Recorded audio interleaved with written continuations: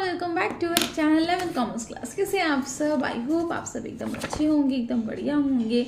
आप सबकी पढ़ाई भी काफ़ी ज़्यादा अच्छी चल रही होगी। तो हम काफ़ी टाइम बाद क्लास को कंटिन्यू कर रहे हैं। अभी मैं चेक कर रही थी तो 18 दिन पहले हमने क्लास ली थी तो बीच में मैंने आपको अपडेट वीडियो भी मैं आपके साथ शेयर की थी, जिसमें मैंने आपको बताया था कि अभी हम क्लासेस को कंटिन्यू नहीं कर पाएंगे क्योंकि काम बहुत ज़्यादा था और फेस्टिवल का मंथ ही पूरा था अक्टूबर, तो बहुत ज़्यादा काम हो जाता है, आना जाना ही पड़ता है, घर में भी कोई आता है हमें भी जानना पड़ता है, तो उस वजह से थोड़ा नहीं हो पाता, थोड़ा हेक्टिक हो जाती हैं चीज़ें बहुत ज़्यादा।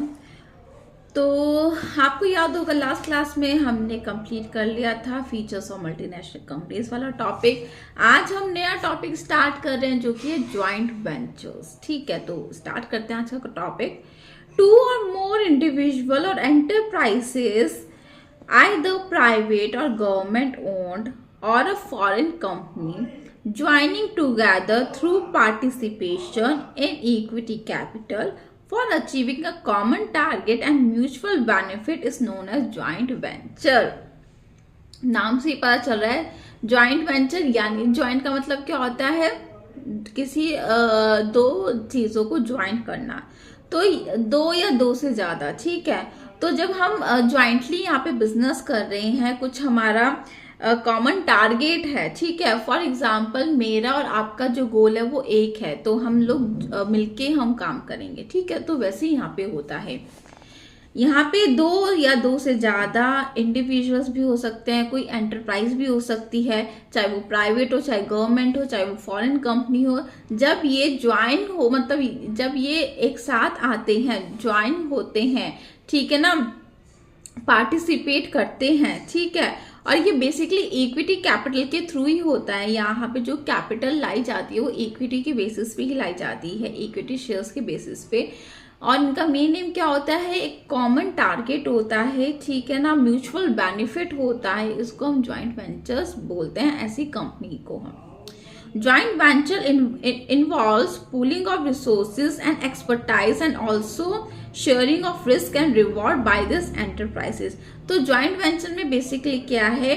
हम रिसोर्सेज हम लोग मिलजुल के लगाते हैं, एक्सपर्टाइज, फॉर एग्जांपल मेरी एक कंपनी है, मेरी कंपनी की कुछ खास बात है, मेरे एम्प्लॉयज कुछ ऐसे हैं जो उनकी जो स्किल्स है बहुत ज़्यादा अच्छी है, ठीक है, तो सामने वाली कंपनीज के पास भी हाईली प्रोफेशनल एम्प्लॉयज हैं, तो मतलब यहाँ पे मेरी कंपनी के जो एम्प्लॉयज हैं उनकी स्किल्स, उनकी नॉलेज, और जो सामने वाली कंपनीज के प्रोफेशनल एम्प्लॉयज आप बोल सकते हैं, उनकी स्किल्स, उनकी नॉलेज जब यहाँ पे मर्ज हो हम कर रहे हैं एक पूल में आप बोल सकते हो, ठीक है, और यहाँ पे चाहे प्रॉफिट हो चाहे लॉस हो, हम सब मिलके उसको फेस करते हैं। ठीक है, तो ऐसी कंपनी हम ज्वाइंट वेंचर कंपनी बोलते हैं। These enterprises agree to join together for the expansion of the business. तो ये लोग यहाँ पे एक साथ आते हैं, काम करते हैं, अपने बिजनेस को एक्सपेंड करने के लिए, नए नए प्रोडक्ट को डेवलप करने के लिए। लिखा है डेवलपमेंट ऑफ न्यू प्रोडक्ट्स और moving into new foreign market. जब आपको एक नया फॉरेन मार्केट में भी आपको जाना होता है तो आप ये joint venture form of business आप इसको यूज करते हैं। Joint ventures are formed either for a long-term project or for short-term project. तो जो ज्वाइंट वेंचर जो ये कंपनी फॉर्म की जाती है, ये बेसिकली या तो लॉन्ग टर्म पर्पस के लिए भी हो सकती है, बहुत सालों तक चल रही है, या शॉर्ट टर्म के लिए भी हो सकती है। ठीक है, जैसे आपका काम खत्म हुआ और आप वैसे इस कंपनी को, इस वेंचर को डिसॉल्व कर सकते हैं। The basic purpose of joint venture is to attain the win-win position for both the enterprises.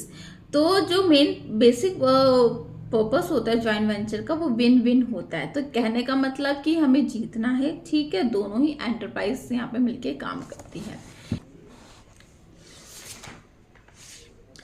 तो आई होप आपको ज्वाइंट वेंचर का मीनिंग क्लियर हो गया होगा। तो अब हम पढ़ेंगे कुछ बेनिफिट्स इसके, ठीक है।